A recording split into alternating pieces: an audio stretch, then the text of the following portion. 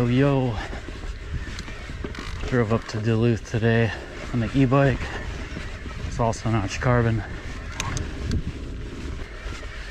and this place is always hard to kind of pedal an analog bike around for me all day, so this will be nice.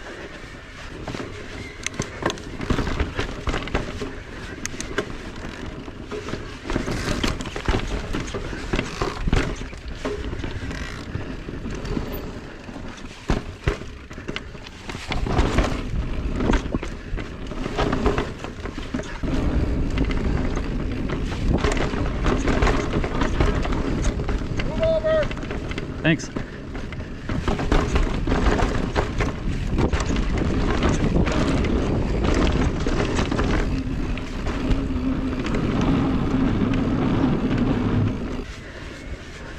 Yeah, Duluth has great riding. The hill within the city is like probably 500 or 600 feet, since it borders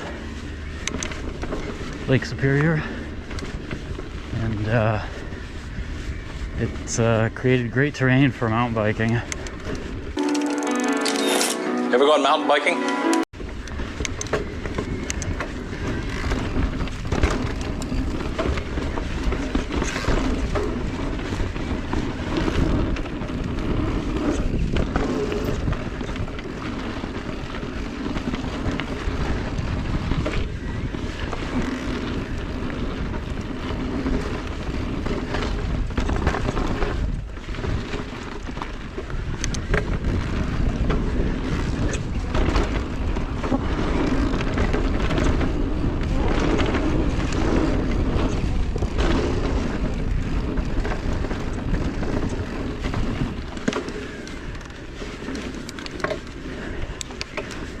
Still got this bike and mullet. I do kind of bring the 29 wheel with me sometimes if I think I'm gonna blow it up, but so far nothing yet.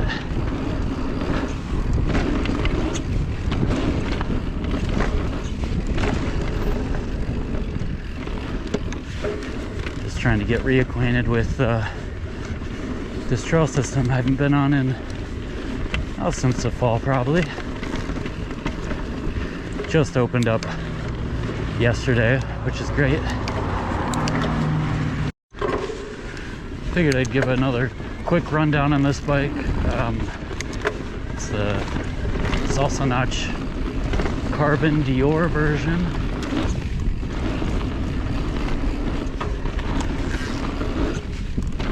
And I have it mostly stock. Got a rental bar and stem on it, and like I said, I mulleted it.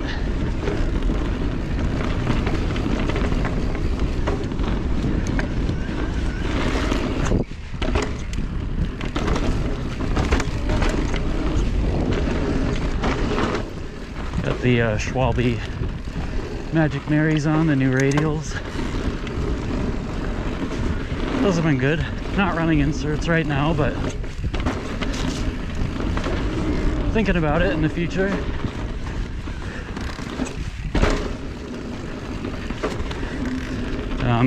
I'm 5'11". On a good day, this is a size medium. Usually I ride a size large.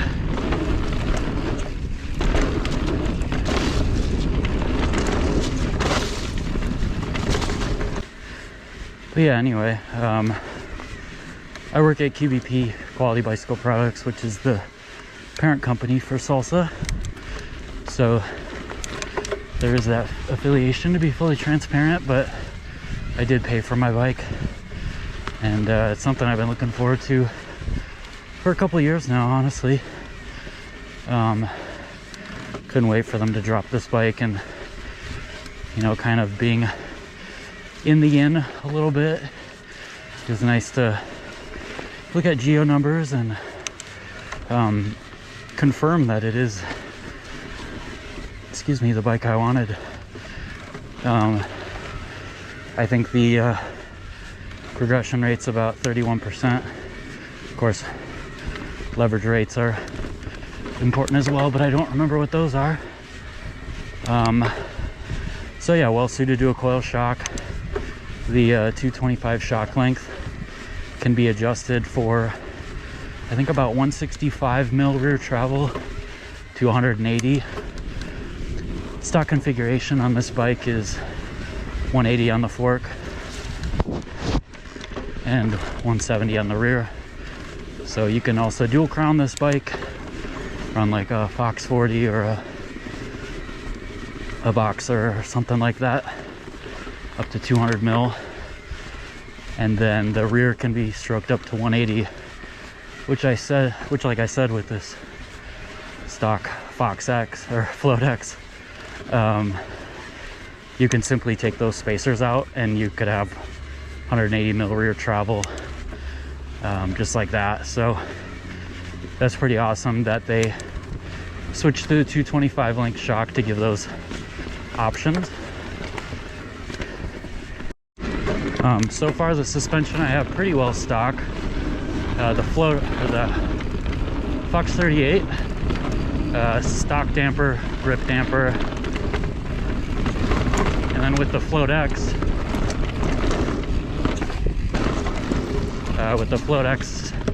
Performance, that doesn't come with low speed compression adjustment. I think you can take the black cap off and you can adjust it that way, but it's not like a standardized dial type. I went and bought the Float X low speed compression knob with the little ball detents and installed that myself at home. It's probably about a $20 part and gives you full low speed compression adjustment on the fly like you normally would have. Haven't messed with it much, but it's just nice to have that blue dial on there for immediate adjustment.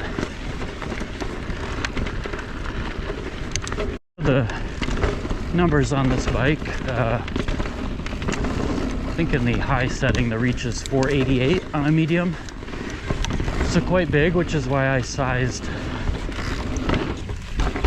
down to a medium from a large.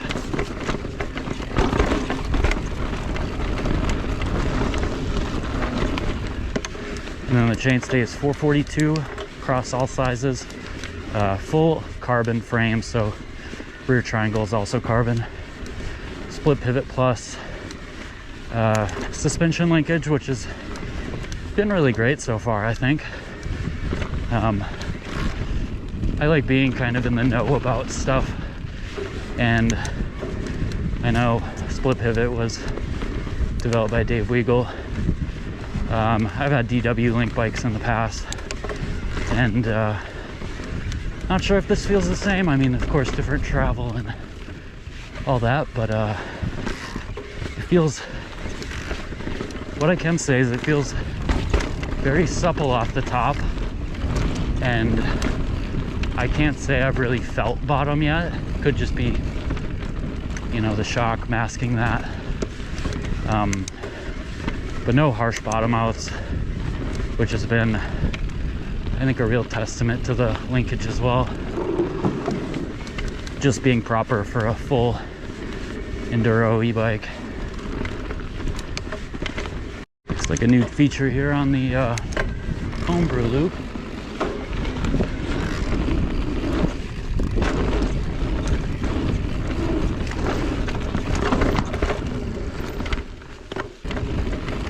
Seat angle's about 79 degrees. I say about because some of these figures have changed since going to mullet. The reach should shorten and the head angle should slacken slightly.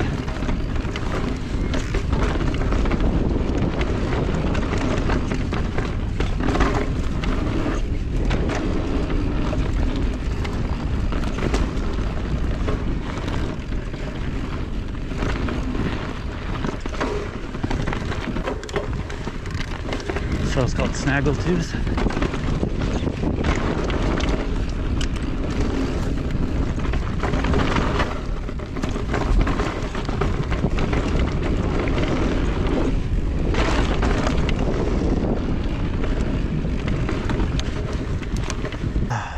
All Kissing booth lap 2.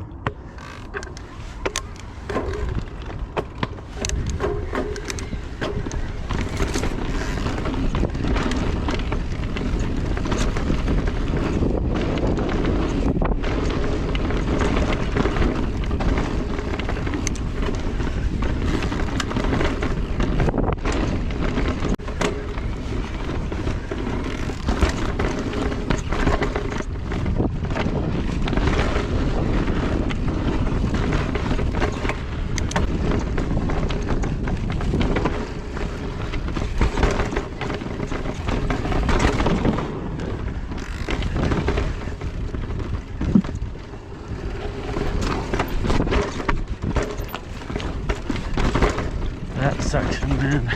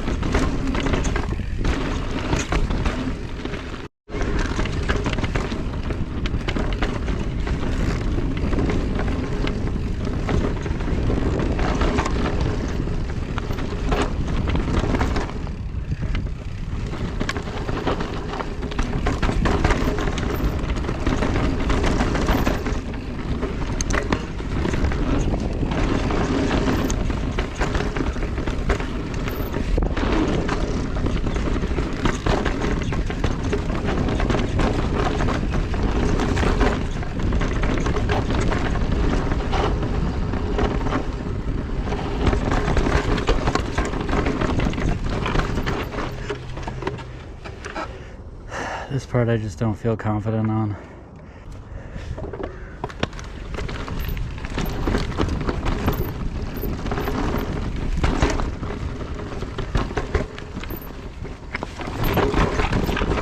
Ooh, that's airy.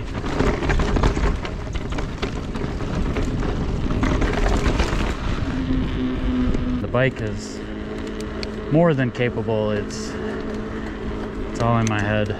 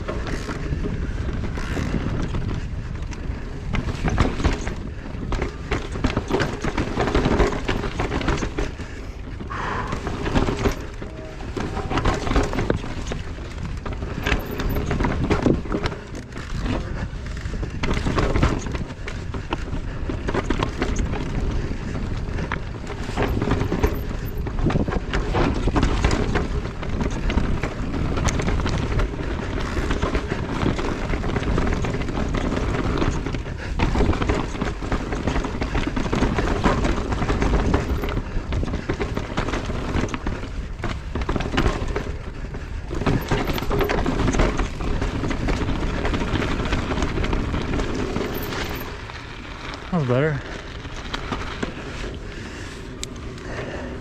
Yeah, that part at the top, you can lily pad that, but I feeling kind of weak today, so I'm gonna just keep it within my ability.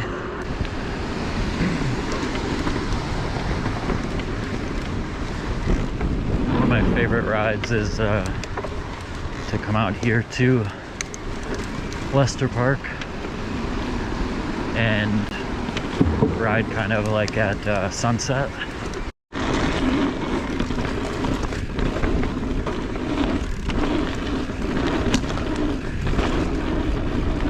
Rolling into Amity East here.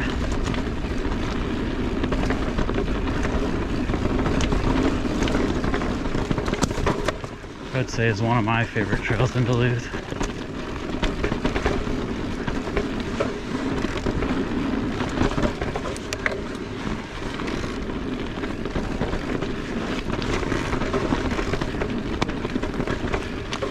So we got all this info about what the specs on the bike are. What about like my impressions and what I like about the bike? I think some of the best attributes about this frame are the actual geometry of the frame itself, the stuff that you can't change. You know, I got this Deore build knowing that I'd probably want a different damper in the fork, or maybe try coil in the rear, or, you know, get like a 4-way high and low speed rebound adjustment on the on like an air shock. All that I can change, right? I can buy those things. What you kind of can't change as much are, you know, seat angle, head angle, bottom bracket drop, chainstay length, things like that. And I think, you know,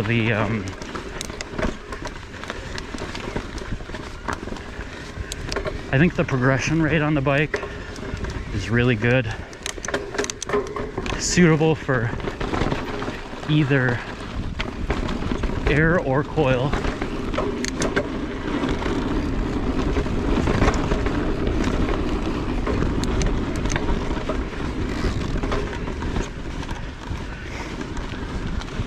And then higher progression rate also, just for, you know, I find it helpful for small bump sensitivity, especially with my case of running a mullet, because go to that smaller wheel, get a little more hung up, and I think a higher progression rate doesn't hang up as much because the off the top is more sensitive.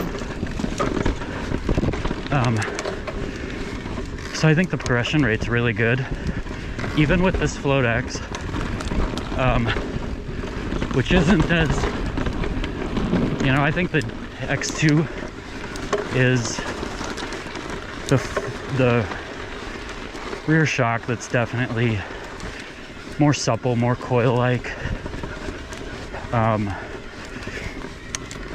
Float X, if it's anything like the DPX2, I think it's maybe a little firmer off the top, but I don't feel that with this bike. You know, if I come to a hard root or rock, it just rolls over, even with the smaller rear wheel. So I think, yeah, I think the rear suspension was done really well. I like that they went back to 148 rear spacing, able to utilize that more with other wheels and stuff that I have. That's a little new to me.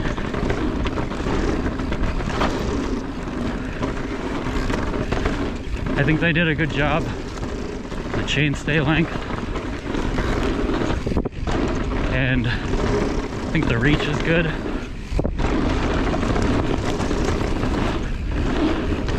You know, I did size down,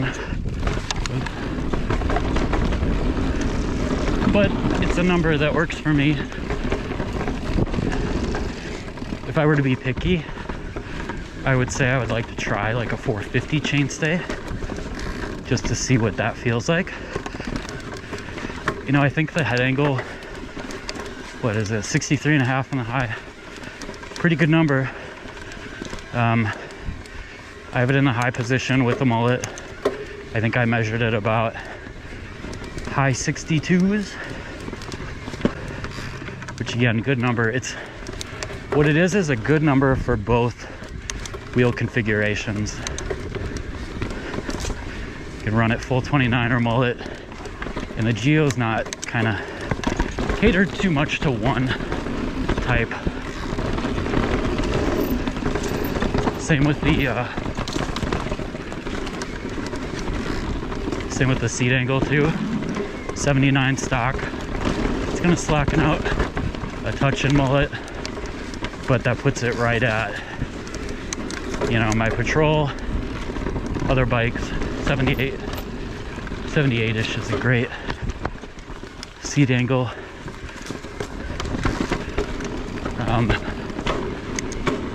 Yeah, Geo itself on the frame is great. I also like that they spec the 625 battery.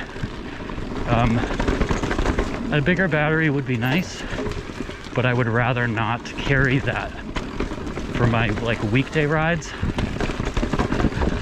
I only want that weight if I need it. So using the range extender helps keep the bike nimble during the week, go on big weekend rides, and you know, you bump it up to almost 900 watt hours. So I like that. I like the smaller battery.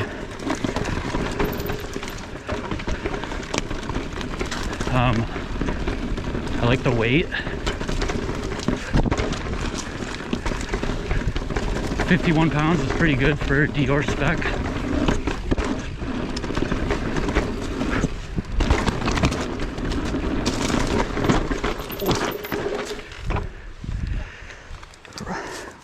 We got a tree.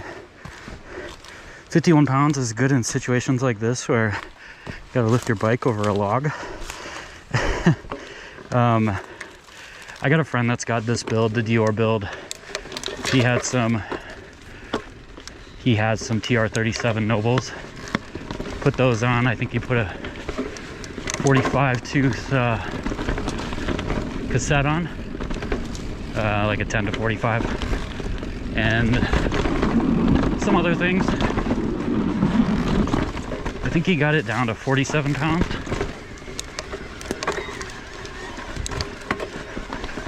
Thing is a great climber.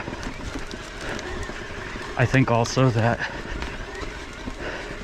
progressiveness in the rear end helps that, because that rear wheel just tracks out of the way over those uphill routes.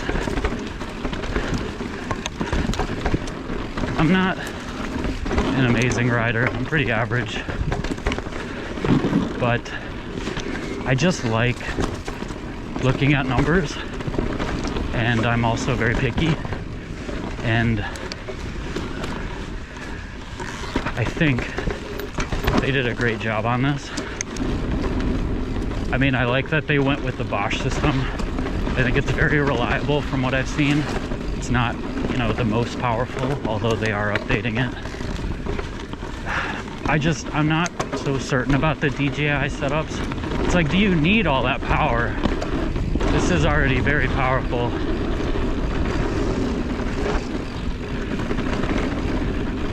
And reliable.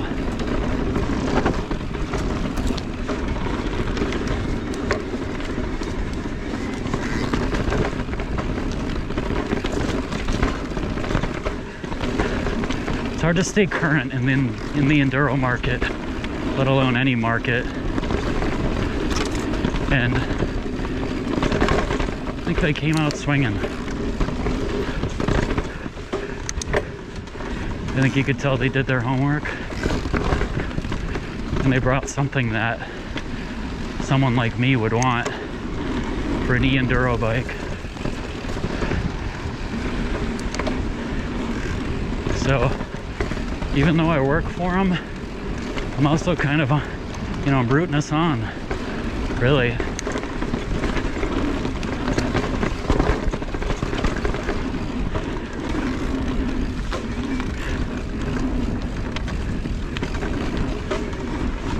I'm just all stoked on this bike. Can't wait to keep running more laps with it.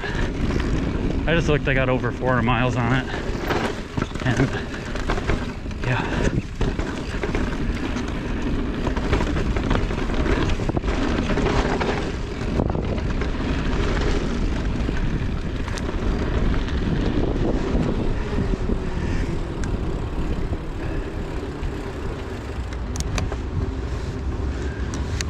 Well, thanks for checking out the video. Hope it was of some help. I know when I'm looking at buying a frame or a bike, you can look at Vital and Pink Bike and all those, but there's something about looking at the average person riding the bike and their impressions. And hopefully that was of some use for you. So, have a good day.